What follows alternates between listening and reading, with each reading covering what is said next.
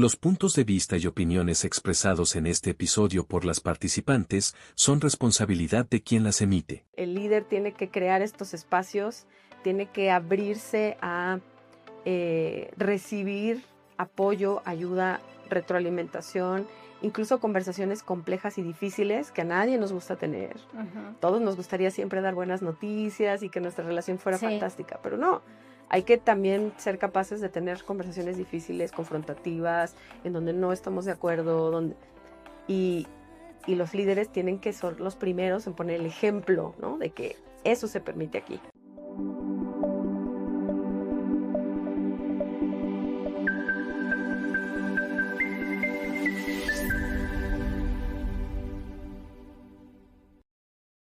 Bienvenidas, bienvenidos a un episodio más de Change the Office. Les saluda Sandra Alegría en un episodio más de esta temporada Coordenadas de Cambio. Hoy tenemos como invitada especial a Berenice López. Ella es licenciada en Periodismo y Comunicación por la UNAM. Además cuenta con una maestría en Dirección de Recursos Humanos por la Escuela de Dirección y Empresa de Madrid. Tiene una gran trayectoria en esta área precisamente y hoy en día se desempeña como directora global de recursos humanos para Pearson, así que estoy muy feliz, muy honrada de que estés aquí acompañándonos. Muchísimas gracias. Muchas gracias a ti por la invitación. Feliz de estar aquí. Gracias. Y pues hoy vamos a continuar hablando de estos obstáculos que frenan el poder adaptativo en las organizaciones. Y hoy vamos a hablar de dos de ellos. Uno es qué pasa cuando lideramos desde el aislamiento y por otro lado el viajar con exceso de equipaje, que ya vamos a hablar un poco más de qué es esto de viajar con exceso de equipaje en un ámbito organizacional y de cambio. Entonces, bueno, pues vamos a ir entrando entonces en este tema y quisiera comenzar este episodio hablando precisamente del cambio y su biología. Entonces, pues me gusta platicar que en alguna ocasión yo tomaba un diplomado de neurobiología del comportamiento humano con el doctor Calixto se llama, y él hacía una pregunta, ¿no? a la audiencia, al alumnado, y preguntaba ¿para qué está diseñado el cerebro humano o cuál es el fin último del ser humano, ¿no? En este mundo? Y alguien pues respondía el amor, ¿no? Pero no, no es así. Se puede complementar, pero en realidad pues es lo que nos decía, el cerebro humano está diseñado para sobrevivir y el ser humano pues lo que busca es la supervivencia, eso es como lo natural, ¿no? Y entonces esto nos hace entender qué pasa en la organización cuando decimos, oye, pues yo tengo el cambio en un plan, pero resulta que no es solamente el plan, ¿no? Sino que intervienen las emociones, la misma biología del cambio, las creencias que hay, lo que hemos aprendido, ¿no? Y entonces tú precisamente que estás en este campo de educación, pues creo que puedes darnos fe, ¿no? De por qué es importante los procesos de aprendizaje, pero también de desaprendizaje. Entonces quisiera preguntarte, Bere, ¿cuál es la importancia de desaprender en las organizaciones? Sí, yo creo que tienes toda la razón, desde el punto de vista de un ser humano, pero también desde el punto de vista de una organización. Ojalá que el cambio fuera solo racional en las organizaciones. Sería mucho más fácil transitarlo, Claro. pero no es así, ¿no? Esta parte biológica juega un papel importante, es profundamente emocional el cambio y tiene esas afectaciones. Y yo creo que si hablamos desde la perspectiva biológica que tú lo abordas, claro, el cerebro tiene una capacidad de neuroplasticidad, ¿no? Que lo hace tener esta posibilidad de aprender nuevas formas de pensar y por tanto de actuar, de reaccionar y demás.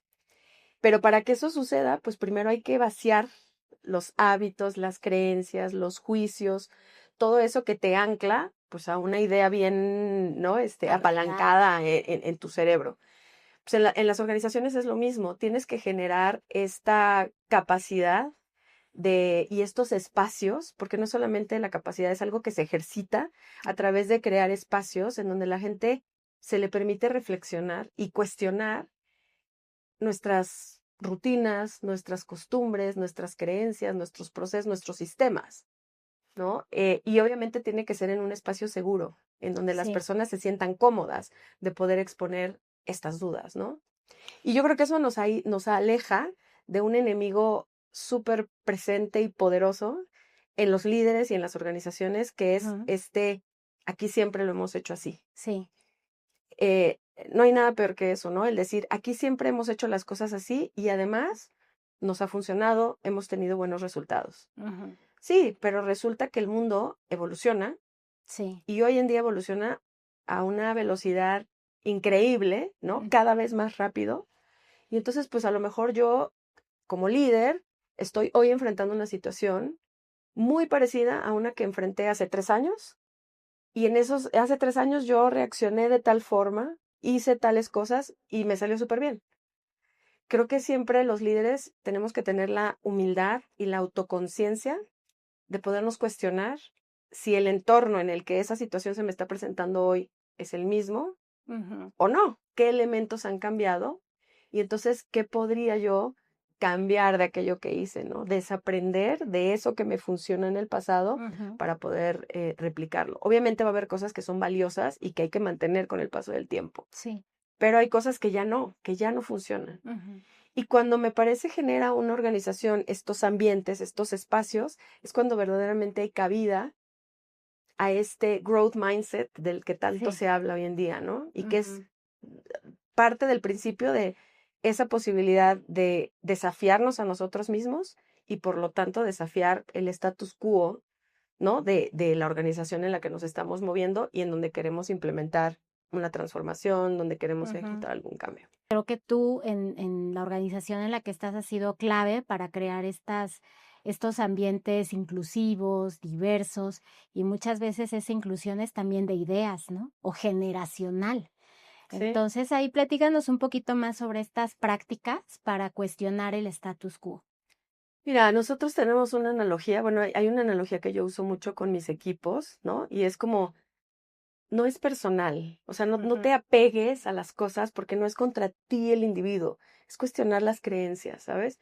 Y es como decir, a ver, tú tienes un celular o una computadora en tu casa y cada X tiempo el espacio se llena, empiezas a ver que tu celular es más lento, ¿qué haces? Vas, la limpias. Sí. Fotos que ya no me sirven, aplicaciones que ya no utilizo, actualización del software, lo que sea, ¿no? Pero yo quiero que esta máquina funcione rápido a mi favor.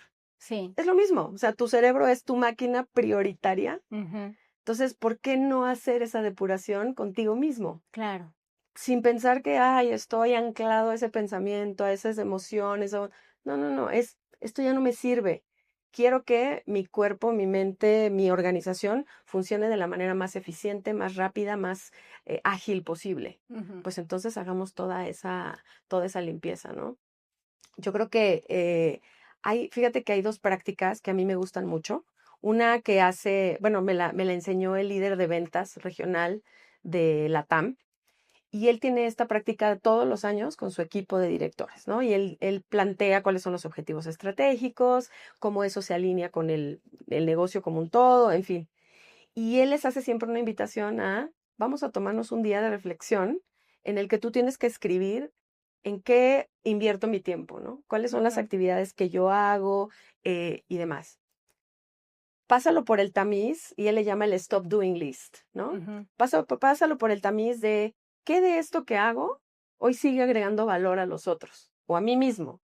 Y qué cosas hago porque las he hecho los últimos 5 años, pero probablemente hoy ya no me sirven, Sí. ¿no? Y él puso el ejemplo así súper claro él tenía un analista de ventas que les hacía a sus directores un reporte semanal, ¿no? Con 1000 indicadores de clientes, retención, upselling, bla, bla, ¿no? Y lo mandaban todos los lunes, todos los lunes, y tenían años enviando este reporte, que Sí. además era un reporte complejísimo, ¿no? Que tomaba muchas fuentes de información, al chico le tomaba un día entero poder crear todos los reportes y mandarlos. Y entonces un día llegó con esta teoría, o esta hipótesis, ¿no? Diciéndome, es que creo que ya nadie los usa. O sea, siento que ya, hoy como tenemos el CRM, pero Tableau, pero los cubos de información, siento que este reporte ya no Ajá. genera valor. El mismo dueño del El reporte. dueño del reporte, ¿no? El que lo mandaba. Y entonces dijo, ok, vamos a hacer la prueba. Ujú. No lo mandes esta semana. Nadie dijo nada, ¿no? Creo que pasó como mes y medio antes que alguien por ahí dijera, oye, Y el reporte, ¿no? Sí. Me mandaban los lunes, me acuerdo, un reporte que dijo, hermano, no lo estás usando. O sea, tenemos mes y medio de no entregarlo, Sí. no lo estás usando. Claramente no es un detonador de tus decisiones clave, no. Entonces ya no lo vamos a hacer. Usa la información que tienes, ¿no? Sí. ¿Y qué pasa con ese tiempo que este chico invertía? Pues que ahora lo puede enfocar en actividades que sí agregan valor, en aprender nuevas cosas, ¿sabes? Entonces, es un ejercicio que a mí me gusta mucho y que creo que poca gente tenemos la rutina de ejecutarlo, ¿no? De Sí. cuestionarnos realmente si lo que estoy haciendo genera o no genera valor. Cuando tú tienes una idea, un proyecto, estás revisitando un proceso, lo que sea que estás haciendo en tu organización, no importa quién participa del equipo de funcional, ¿no? Que ejecute ese proyecto, siempre tienes que tener un invitado adicional a la mesa, que es tu cliente. Externo, interno, ¿no? Puede tomar la forma que tú quieras, pero es tu cliente. Y entonces, claro, desde finanzas tienes una perspectiva y desde operaciones tienes otra y desde marketing y desde... ¿Qué piensa tu cliente? ¿A tu cliente le importa todo esto que estás haciendo? ¿Le agrega valor? ¿Le creas un diferenciador contra el mercado? ¿Le facilitas la vida? ¿Qué pasa? ¿Cuál es el impacto que eso tiene en tu cliente? Y la verdad es que creo que es súper útil, Ujú. ¿no? En mi caso, por ejemplo, que soy recursos humanos, mis clientes son internos, ¿no? Son todos los empleados. Y siempre es tratar de ver, a ver, ¿cuál es la jornada que el empleado va a vivir con este proceso que estamos implementando? ¿Le estamos facilitando la vida o se le estamos complicando mucho más, Ujú. ¿no?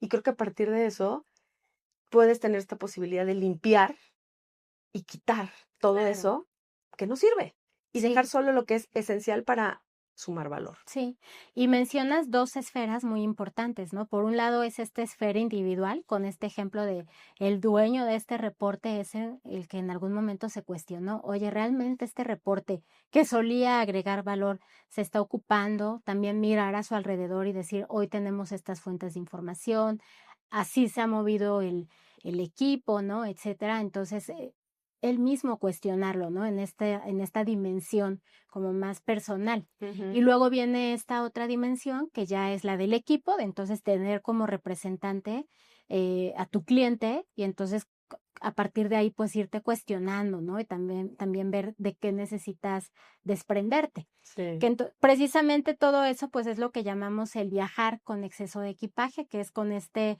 exceso de creencias, ¿no? Como cuando vas de viaje y entonces vas con un exceso de equipaje, lo puedes llevar, pero claro que te va a estorbar en algún momento, ¿no? Sí. Entonces, la misma analogía que tú hacías con el celular, pues es eso, ¿no? O sea, de que lo puedes tener sí, pero se va a hacer lento. Al final, en ambas metáforas que estamos utilizando, creo que lo que vemos en común es que alenta el proceso, ¿no? Ujú. Como tal. Sí.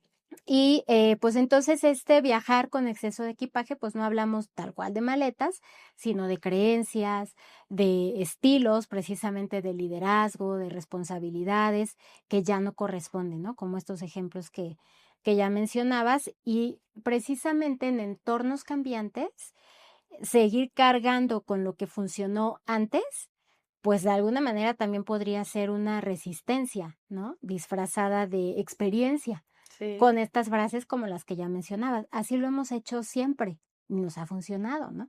Sí. Entonces, ¿por qué me vas a decir algo nuevo? Podría ser de alguna manera. Entonces, ¿cómo podríamos identificar qué parte, ya mencionabas tú, no nos vamos a deshacer de todo, hay que ver que sí hay que quedarnos, ¿no? Pero ¿cómo podríamos diferenciar entre esto de qué parte del equipaje sí es sabiduría, no es experiencia disfrazada, resistencia disfrazada de experiencia, ¿no? Ujú. Y qué parte es más bien peso que hay que soltar para poder avanzar. Sí, yo creo que, pues es eso, pasarlo por el tamiz de las actividades que agregan valor, hay que mantenerlas. Todo lo que no está agregando valor y es como lindo de tener o otras organizaciones lo están haciendo, ¿no? O le vi en un podcast que todo el mundo está tomando esta moda, sí, pero a nosotros con nuestro objetivo, con lo que queremos lograr, ¿nos sirve? Sí o no, ¿no? Y creo que esa es una parte importante que nos puede ayudar a distinguir. Hablabas también, y creo que desde el inicio hablábamos un poco de la parte emocional, Sí, ¿no? Y cuando tú te enfrentas a resistencias al cambio, que siempre va a haber, ¿no? Y eso yo creo que todas las organizaciones y todas las personas que se embarcan en una transformación deben de estar conscientes que Exacto. es imposible eliminar las resistencias. Ujú. Imposible, ¿no? Pero creo que hay resistencias que vienen desde lo humano, desde el miedo, desde la inseguridad, desde el creerme no capaz para enfrentar esta nueva situación. Y eso también hay que tratar de descifrarlo, ¿sabes? En las personas que están experimentando ese cambio. ¿Cuándo es una resistencia? Porque racionalmente estoy viendo un riesgo ahí enfrente súper fuerte que hay que tratar de evitar. ¿Y cuándo estoy frente a esa resistencia? Porque yo me siento amedrentado por ese cambio. Ujú. Porque yo no me siento preparado para actuar en el nuevo mundo que se está planteando o en esa nueva realidad, ¿no? Y creo que eso también está ligado con el otro error del que vamos a hablar, de este liderar en el solitario, Sí. ¿no? Porque van de la mano. No, yo como líder también tengo que estar súper atento a Mm. saber qué pasa en los otros Ujú. para saber cómo conducirlos, cómo orientarlos, qué tanta información entregarles y demás. Entonces, para mí es eso, ¿no? Como estar atento a de dónde vienen realmente las resistencias.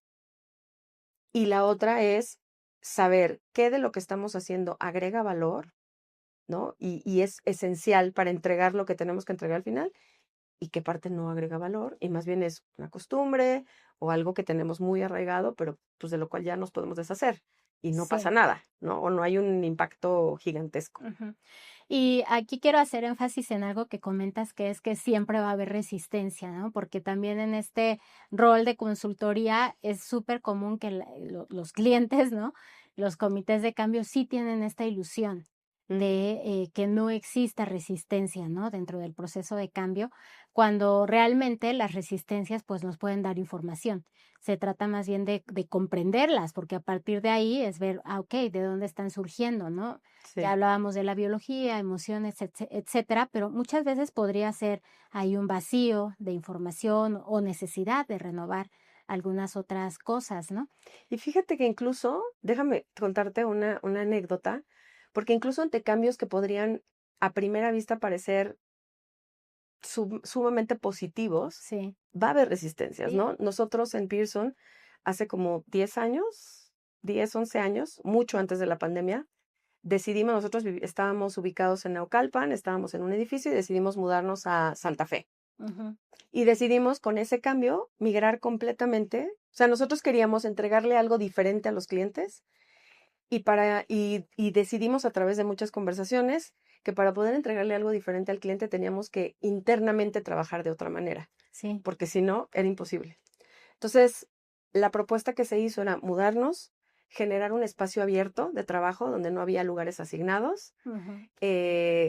movernos de un modelo 100% presencial a un modelo híbrido y, e integrar incluso en el piso de trabajo a las áreas de manera distintas, porque antes era piso 1, finanzas, Sí, piso 2, operaciones, y todos en sus cubículos sí. cerrados y Y luego nos preguntamos por qué el ¿por qué no hay trabajo por silos. comunicación, no? ¿Por qué no Sí. se integran? Bueno, así era.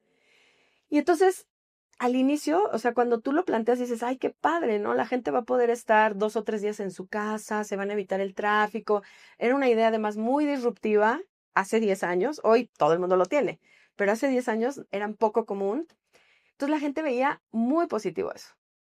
Lo que fuimos descubriendo y a mí me dejó choqueada era que la gente, al mismo tiempo de que veía toda esa parte positiva, veía lo negativo. Yo decía, Santa Fe es un área increíble, es el edificio más bonito del mundo, no hay transporte público para llegar, ¿no? Ujú. Y la gente tenía en esos cubículos tan aislados el cuadro de su mamá, pero la foto de su hijo, pero la plantita que le regaló su tío, pero el... Ujú. Y esas cosas muchas veces tú no las percibes desde un PowerPoint, no las ves en el Excel, Exacto. No van a estar en el plan. no están evidentes, Ujú. ¿no? Entonces, claro que hubo resistencias, porque yo no quiero perder mi maceta. Y claramente dijimos, en esta nueva oficina no hay macetas. Habrá plantas artificiales, pero no hay macetas, ¿no? Sí. Entonces, eh, por ejemplo, en este caso, nosotros lo que hicimos fue generamos Change Ambassadors, embajadores del cambio en cada departamento, y yo me agarré, ¿sabes?, a los que eran los más entusiastas, los que tenían la camiseta superpuesta, los que se llevaban con todo el mundo, Y entonces fue como, vengan, a ustedes les voy a dar toda la información del proyecto, ¿no? Así es como vamos, estos son los riesgos, estas son las cosas que nos están saliendo mal, estas son las nuevas ideas. Y ellos iban y permeaban al resto de sus áreas a través del formato que quieras, cafés virtuales, juntas, mails, como sea. Ellos permeaban la información y nos traían de regreso muchísima información Sí, que de otra manera no hubiéramos podido encontrar, exacto. ¿sabes? Ujú. Porque además ellos tenían la credibilidad y la confianza de sus Sí, equipos para poder hablarles abiertamente de este espacio todo. seguro, ¿no? Que mencionabas. Ujú. Entonces, resistencias, así sea el cambio más positivo del mundo, siempre va a haber. Sí. Y esto me conecta con este error que mencionábamos también del poder adaptativo, que es el liderar desde el aislamiento. Me conecta con eso porque precisamente me ha tocado pues liderar varios procesos de cambio de espacios de trabajo y modelo de trabajo, ¿no? Ujú. Y entonces uno de los grandes cambios siempre es pues las oficinas de los líderes, ¿no? Que típicamente, a lo mejor eso ya cada vez va a sonar más antiguo, ¿no? Pero todavía llegan a existir esas oficinas donde los líderes pues tienen su oficina, un espacio cerrado, a Sí. veces hasta con baño individual, ¿no? Su salita de juntas, etcétera. Entonces eso cambia y ahora ya están afuera o es abierto o esa sala se convierte también ya no en una oficina, ya es sala de trabajo, sala de juntas, ¿no? Sí. O a veces hay algunos que lo toman como un poquito más reservado y entonces sigue siendo una oficina, ya no con el baño privado, cambian algunas cosas, pero con política de puertas abiertas, ¿no? Ujú. Porque se trata de eso, de que Sí. entonces tengamos una dinámica de trabajo distinta y que el mismo espacio te invite a Claro, eso, lo ¿no? Que el propicia. mismo espacio lo propicie. Sin embargo, sí pasa que a pesar de que el mismo espacio, es más, pudiera ser que el mismo líder ya está fuera, ya no está en la oficina, pero entonces te das cuenta que la política de puertas abiertas muchas veces es más mental, ¿no? Entonces, Sí. em, desde tu experiencia, ¿cómo logra un líder romper este aislamiento? Porque entonces cuando yo digo es mental es porque viene de una creencia heredada también, ¿no? De cómo se debe de liderar un equipo y entonces es como de alguna manera el proteger un poco mi área, ¿no? Mi pues territorio de alguna manera. Entonces, ¿cómo se puede romper este aislamiento y liderar desde una creación colectiva? Para muchas personas es un gran reto. Yo creo que de los mayores, Sí, ¿no? Porque hay que luchar contra el ego, hay que luchar contra esas creencias heredadas, aprendidas o como sea. Y creo que es, de nuevo, la autoconciencia y la posibilidad que tiene cada persona de salirse de su zona de confort. Obviamente, ujú, mantenerse en la zona de confort, pues como su nombre lo indica, es muy cómodo, sí, ¿no? Y así me mantengo apegado a lo que sé, a lo que creo, a lo que siempre he hecho. Salirme es exponerme, a lo mejor cometer errores, pero yo creo que afortunadamente cada vez más los líderes están conscientes de esto y aunque les cueste trabajo, lo van practicando un poco más, ¿no? ujú, Se va a sentir muy incómodo al principio, se empieza a sentir más cómodo conforme avanza el tiempo y te das cuenta que funciona, ¿no? Yo he visto líderes hoy en día ya, incluso los más tradicionales, ya practicando sin saberlo esta vulnerabilidad sí, estratégica, sí, ¿no? En la que dicen, me voy a poner aquí al servicio y a ver qué pasa, voy a escuchar, voy a tratar de conectar, voy... sí, Y creo que es el tema de pensar como, no sé, si soy el capitán del barco, que muchas veces no el líder es así, claro, si yo voy solo y yo determino el rumbo y yo digo hacia dónde vamos, pues sí, quizá voy a avanzar, ¿no? Y durante un tiempo voy a ir en el rumbo correcto.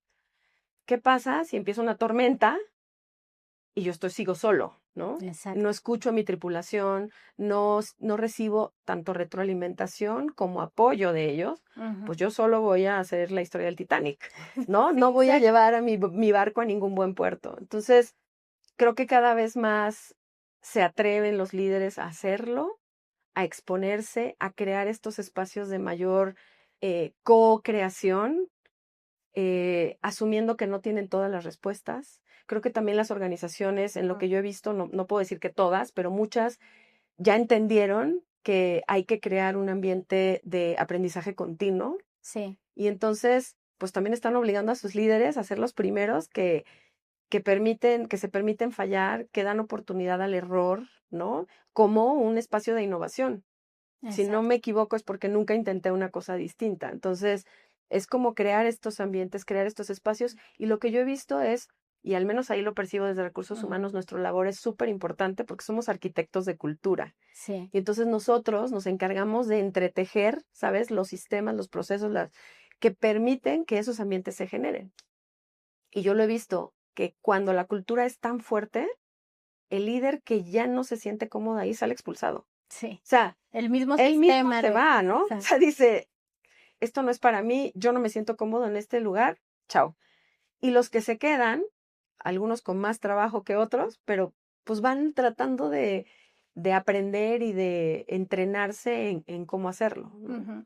Entonces, creo que no hay de otra. El líder tiene que crear estos espacios, tiene que abrirse a recibir apoyo, ayuda, retroalimentación, incluso conversaciones complejas y difíciles que a nadie nos gusta tener. Ujú. Todos nos gustaría siempre dar buenas noticias y que nuestra relación fuera Sí. fantástica, pero no.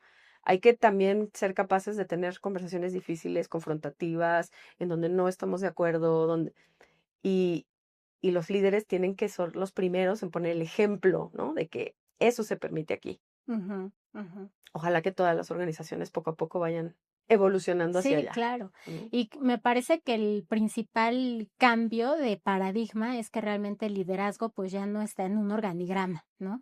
Sino está más como en estas conversaciones que es capaz de sostener, porque finalmente las organizaciones son eso, redes de conversación, ¿no? Sí, Lo que se dice y lo que no se dice, pues forma parte de esa cultura y como bien comentas, como áreas de recursos humanos, pues somos arquitectos, ¿no? De esa cultura y pues se trata precisamente de irla moldeando a través de estas conversaciones o los espacios, propiciar los espacios, ¿no? sí. Y además, perdóname, déjame, te digo nada más, en este tema que hablabas de la jerarquía, ¿no? Creo que también afortunadamente hay una tendencia en muchas organizaciones a, claro, hay una jerarquía siempre, ¿no? Y sabemos que está pues el analista y ese tiene un supervisor y un manager y lo que quieras. Pero hay muchas organizaciones, Pearson es una de ellas, que hoy estamos intentando probar modelos más ágiles, en Ujú. donde, por ejemplo, yo te puedo decir, al principio del año, yo trabajaba en un proyecto de transformación en el que probablemente a mí me toca liderar a mi jefa en ese proyecto, Ujú. porque yo tengo ciertas capacidades en un ámbito de change management que mi jefa no tiene. Exacto. Y, y hoy los líderes tenemos que aprender eso, que no somos comodines, ¿sabes? Ujú. Si mi mejor lugar para dar servicio a un fin es ser el que hoy se encarga de la comunicación solamente, por ejemplo, y no de liderar el proyecto, ahí voy a estar, porque esa es una fortaleza que hoy yo tengo y que le aporto a este equipo, ¿no? Sí. Soy muchas organizaciones están moviendo a esas células de trabajo por proyectos ágiles que te permiten jugar con roles y en donde creo que estos paradigmas de la vieja estructura y jerarquía y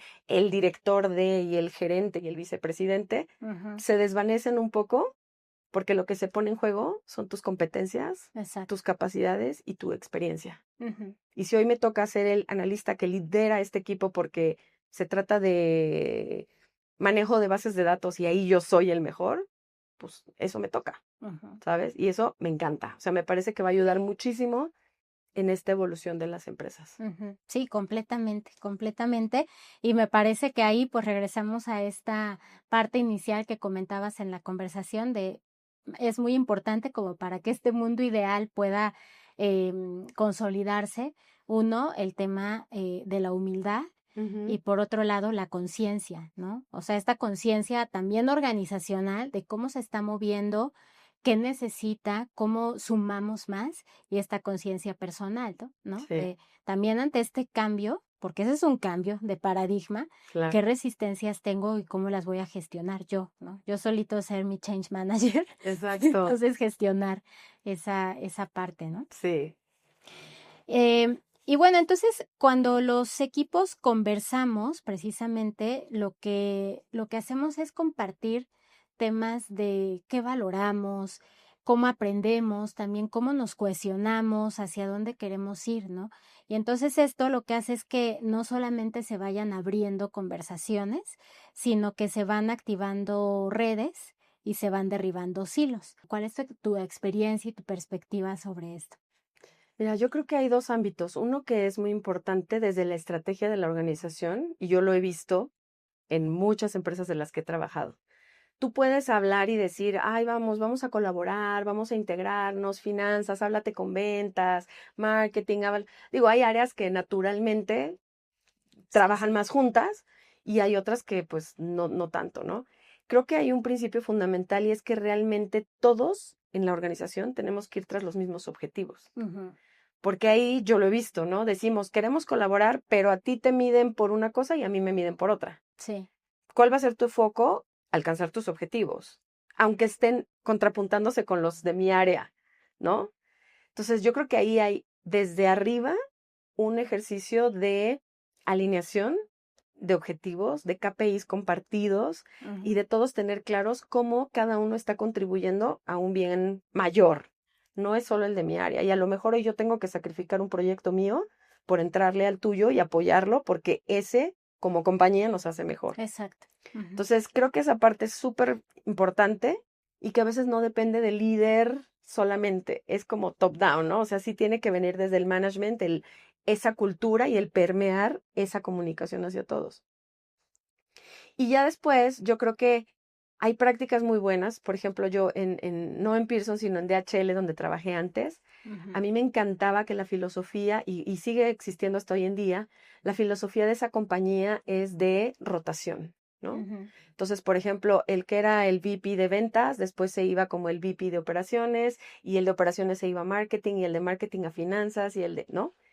Y no solamente a ese nivel, o sea, por ejemplo, ¿no? Había un proyecto que no sé si hoy sigue existiendo, pero yo me voy de licencia de maternidad, entonces hay una persona en retail que siempre ha querido aprender de recursos humanos, de hecho Ujú. estudió psicología y bla, bla, bla, y entonces se publica mi vacante de mi Sí, licencia de alguien se maternidad postula. y esa persona se puede postular y durante 3 meses, 5 meses, lo que sea, hacer mi rol, ¿no? Entonces, eso, y esa de verdad es una de las empresas de las que yo he trabajado donde más lo he visto, la gente siente que es uno. Ujú. No somos retail y operaciones y ventas y no, todos somos unos, ¿no? Ganamos un cliente, se le comunica a toda la empresa y todos festejamos porque ganamos este contrato maravilloso. Entonces, creo que una parte es comunicación, Ujú. visibilidad y el propiciar de nuevo prácticas que no se queden solo en la teoría y en un lema y los valores de colaboración que ponemos en la pared, sino que realmente haya prácticas concretas a través de las cuales nos integramos, ¿no? Tenemos la junta semanal con los líderes de ventas, bueno, pues debería de estar el de finanzas, el de producto, el de tecnología, para escuchar realmente cuáles son nuestros dolores, qué necesitamos resolver, cuál es la retroalimentación del cliente, etcétera, ¿no? Ujú. Pero sí, sin duda hoy no, hay esta frase, ¿no? Que dice que si corres solo vas a llegar muy Vas a llegar. rápido, Ujú. pero si corres acompañado vas a llegar más lejos. Sí.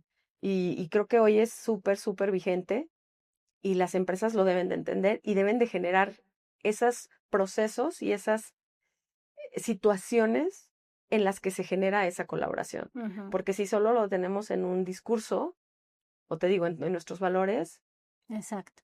no, va a depender de la voluntad de cada persona, ¿no? Y Sí. no de Ujú. institucionalizar el cómo lo vamos a hacer, Ujú. ¿no? Acá hay una práctica también de el día, el día de ventas, el sales day. Y entonces no importa si eres de finanzas, una vez al año tienes que salir a visitar clientes, ¿no? Y escuchar qué percepción tienen de nuestros productos, cómo nos ven, qué piensan de la competencia, qué problema. Obviamente, si sabe el cliente que eres el de tecnología, ahí te va a soltar todos los problemas que tiene con las plataformas, con los accesos, ¿no? Sí. Y eso te da mucha sensibilidad también a valorar el trabajo de otros y a decir, híjole, todos sumamos en un esfuerzo hacia un cliente, que al final creo que pues todas las organizaciones eso es lo que queremos, ¿no? Tener un cliente satisfecho, feliz con nuestros productos y que no nos cambie. Sí, exactamente. Sí, me hace recordar una experiencia en la que, pues, precisamente me tocaba ir a ruta de distribución, y entonces, pues, yo escuchaba, ¿no?, a los clientes, y realmente es que ellos, pues, saben lo que se está vendiendo, lo que ellos necesitan, pero se quedaba como esa información ni siquiera alcanzaba a llegar a la gerencia de ventas, ¿no? Se quedaba ya sea con el repartidor, con el supervisor, y hasta ahí Hasta ahí. lograba escalar, ¿no? Ujú. Y luego yo me volteaba como ya a ver al área de marketing y eso, y ellos no tenían esta información. Claro, yo podría ser ese portavoz, ¿no? Pero se necesitaba como un mayor empuje, un Un espacio proceso de cómo exacto, un canalizas proceso de eso. cómo conecto, ¿no? Porque finalmente hay mucha riqueza en estas personas que son las que están en ese contacto, ellos viven, ¿no? Y casi pueden respirar en el día a día lo que el cliente requiere, pero se queda ahí y es una pérdida de conocimiento al final, ¿no? De conocimiento, de entendimiento del negocio. ¿Sabes que incluso en DHL hubo un programa hace muchos años? Digo, yo hace 12 años que salí de ahí, Sí. pero fue un programa que a mí me parece espectacular y es todos los que eran, creo que de coordinador hacia arriba, no me acuerdo, pero creo que era de coordinador hacia arriba, que no eran ventas y que no eran customer service, todos los demás teníamos la obligación, hacían como que grupos por cada bimestre, entonces te tocaba como 1 o 2 veces al año, te tocaba estar con un grupo de gente que tenías que llamar. Haz de cuenta, el equipo de Customer Service hacía una primera llamada a los clientes y decía, estimado cliente, del 1 al 10, ¿cómo califica nuestro servicio? Sí. 7, 8, 10, lo que sea, ¿no? Todo lo que estaba abajo de 7, todo lo que era 8, 9, 10, ay, mil gracias, le vamos a mandar una guía de cortesía por Sí. participar, adiós. Todo lo que era abajo de 7 se distribuían todos esos clientes en este pool de gente que te digo que por el bimestre trabajábamos en ese proyecto. Sí. Entonces yo siendo de recursos humanos me tocaba una lista de clientes y yo tenía que llamarle para indagar por qué nos puso 6. Pero no quedaba mi trabajo ahí. Yo tenía que documentar en un sistema todo lo que el cliente me había dicho, pero además yo era, si el cliente tenía un problema que todavía estamos a tiempo de resolver, yo era la responsable de resolverlo. Ujú. A través de despacho de aduanas, a través del customer service, a través de lo que quieras, pero yo era la responsable de escalar el problema lo necesario para resolverlo. Oh, Y la verdad es que para mí ese es el ejemplo más claro de cómo volver a una organización customer centric. sí, claro. O sea, porque te adueñas del cliente, te duele su problema. Y de verdad ya era un reto personal, lo tengo que arreglar. Sí, porque ya lo escuchaste, Ya lo ¿no? escuché. Ya empatizaste. Ya le dije, déjelo en mis manos, pues cómo le voy a llegar a decir, ay, perdón, no, no Sí. se pudo.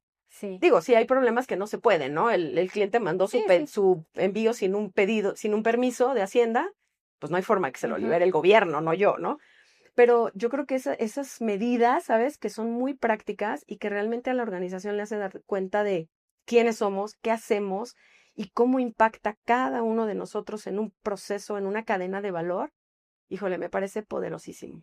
Sí, completamente. Pues ya nos regalaste muchísimas buenas prácticas que espero que se puedan aplicar, y lo más impresionante es que algunas de ellas, como bien comentas, tienen varios años ya, Sí, pero aún así hoy caerían tan bien, siguen siendo tan necesarias que sí. muchísimas gracias por compartir todo esto. Y hemos hablado también mucho de la importancia de las conversaciones, ¿no? De conversaciones de valor que te permitan conectar más con las personas. Y pues hemos creado estas tarjetas, Work Connections, que precisamente lo que buscan es generar estas conversaciones que nos lleven a conocer un poco más de con quién estamos trabajando, qué le motiva, cuáles son sus sueños, ¿no? Ujú. Entonces, pues me gustaría que hagamos un par de preguntas contigo y con eso acercarnos hacia el cierre. Entonces, si quieres que sí. elegir una de las tarjetas y lo... Ay, yo Rosa por siempre. ¿La leo? Sí. Es de creatividad y pasión y dice, ¿qué idea innovadora has tenido pero aún no has puesto en práctica? Pues fíjate que no sé si es innovadora, porque justamente este tema de que yo te acabo de platicar sobre estas llamadas con los clientes y el resolver problemas, para mí es uno de los proyectos más lindos en los que yo he trabajado y que me ha parecido de mayor impacto en la organización. Entonces, En Pearson yo lo he platicado con algunas personas, de decir, oye, ¿no podríamos hacer algo así? Porque además Customer Centric es uno de los valores que tiene la organización. Creo que cualquier organización hoy en día quiere estar cerca de su cliente, entender sus necesidades. Cada vez tenemos clientes que son más, tienen más acceso a información, entonces son más exigentes, saben lo que quieren y además hoy tienen 25 propuestas, ¿no? Antes tenían a lo mejor tú y otro, hoy tienen 25, desde la startup chiquitita pero que es súper ágil, hasta la empresa gigantesca que tiene, como Pearson, casi 200 años en el mercado, ¿no? Entonces, a mí ese mecanismo me parece buenísimo para poder estar cerca. Hoy todavía en Pearson seguimos como buscando el cómo lograr que áreas como operaciones, como finanzas, se acerquen al cliente y puedan realmente entender qué necesitan y qué valor nuestros productos le están dando. Entonces creo que eso es algo que todavía tengo como que en mis pendientes, ¿no? A pesar de tantos años que llevo ahí y que lo he planteado con varias personas, como que dice, ay, sí, súper padre, me encanta la idea, pero ahí se queda. Sí. Entonces esa es una de las cosas. O alguna forma en la que pudiéramos incrementar ¿cómo se dice? Como que esta sensibilidad y esta curiosidad, ¿no? De conocer más a nuestros clientes. Sí. Y entonces poderles dar pues mejores servicios, mejores productos, ¿no? Muy bien, pues una más y con esta cerramos. Ok. A ver, esta dice experiencias y aprendizajes. ¿Cuál ha sido el mayor aprendizaje que te ha dejado tu carrera profesional? Ay. Sí, y mira que tienes una muy buena trayectoria profesional, seguramente tendrás muchos aprendizajes. Muchísimos, pero Pero yo creo que justo reflexionando sobre el tema del que íbamos a hablar el día de hoy, me puse a hacer como un autoanálisis también, ¿no? De decir, bueno, ¿y qué de todo lo que hoy vivo, lo que he vivido en todos estos años, yo también tengo que soltar para viajar más ligera, para volverme más ágil, para volverme más innovadora? Y creo que me vino a la cabeza algo que es lo que estoy trabajando y desde hace algunos años. Y es que siento que a veces cuando tienes cierta edad, ¿no? Ya entras a la no juventud y tienes tantos años de experiencia y a lo mejor alcanzas cierta posición dentro de una estructura, existe esta tentación de creer que todo lo sabes, que ya tienes todas las respuestas e incluso a veces te sientes con la obligación de tener todas las respuestas, ¿no? Hoy me toca trabajar con gente muy joven. Y entonces yo tenía arraigada en mi cabeza la idea y el prejuicio de que pues como yo tengo muchos más años, trabajando, ellos están esperando sabiduría en cada palabra, ¿no? Sí. Ellos vienen a mí buscando respuestas. Y la verdad es que hace un par de años como que empecé a reflexionar mucho en esto y dije, ¿por qué? ¿No? O sea, me empecé a preguntar realmente por qué, quién me dijo, de dónde viene esta creencia y qué tan pesado es cargar con eso, ¿no? Y de verdad no sabes, descubrí, a partir de observarme en reuniones y demás, descubrí lo incómodo que se sentía para mí no poder dar una respuesta. Sí, sentirte obligada a hacer la de las respuestas. ¿No? Y hoy mis clientes, no solo la gente del equipo de recursos humanos, sino hoy mis clientes internos, a veces vienen y me plantean casos complejísimos. Yo manejo 51 países. Obviamente no tengo el conocimiento aquí de todos los países, ¿no? Entonces de repente va a llegar alguien y me dice, oye, en Polonia quiero hacer esto y ta.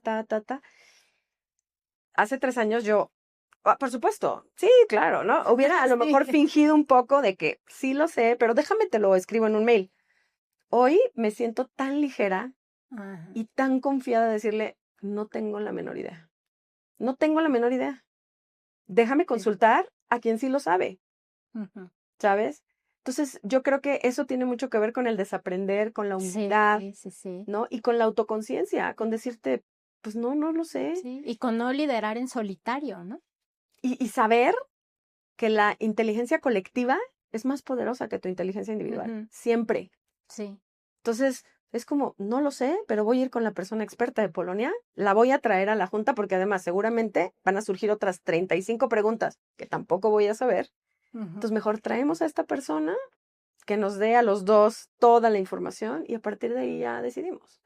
Y creo que ahí viene también anclado a otro aprendizaje que tuve a partir de esta reflexión, que es, no sé todas las respuestas, hay otra gente que tiene más conocimiento en otros ámbitos que yo, sin duda alguna. Y también un trabajo muy importante del líder es saber hacer las preguntas correctas, ¿sabes? Y entonces, quizá eso yo lo ejecutaba de manera inconsciente, pero hoy soy muy consciente de que, de nuevo, en este ejemplo, si vienes y me planteas un problema, yo no tengo que darte la solución. Sí. La solución puede venir de ti o podemos construirla juntos. Sí. ¿Cuál es mi trabajo? Hacerte las preguntas correctas Sí. para hacerte reflexionar y para que lleguemos juntos al camino. Entonces, ese para mí hoy es un valor gigantesco que he adquirido a partir de la experiencia y a partir de esta reflexión, pero tienes que ser muy consciente de ti mismo para darte ese espacio, ¿sabes? De reconocer tus fallas, de reconocer tus espacios de oportunidad y crecer a partir de ahí. Claro, y volverte más un facilitador, ¿no? Más que un líder. Pues muchísimas gracias por esta respuesta, porque además creo que en ella muestras muy bien cómo es viajar sin exceso de equipaje, ¿no? Cómo te aligeraste de esta creencia que tú tenías de qué se esperaba del rol de un líder. Sí. Y también de cómo es, pues, liderar en colectivo, ¿no? El facilitar a través de preguntas, de conectar con otras personas. Entonces, ya lo estuvimos abordando en todo el episodio, pero creo que estas preguntas fueron muy oportunas porque nos permitieron, pues, también ver tú cómo lo has vivido desde tu propia perspectiva, ¿no? Sí. Entonces, te agradezco nuevamente muchísimo, Bere, que hayas estado en este episodio. Y bueno, pues a nuestra audiencia, si este episodio te resonó, te invito a que sigas explorando un poco más de esto en nuestro libro Mapa del Líder Antifrágil.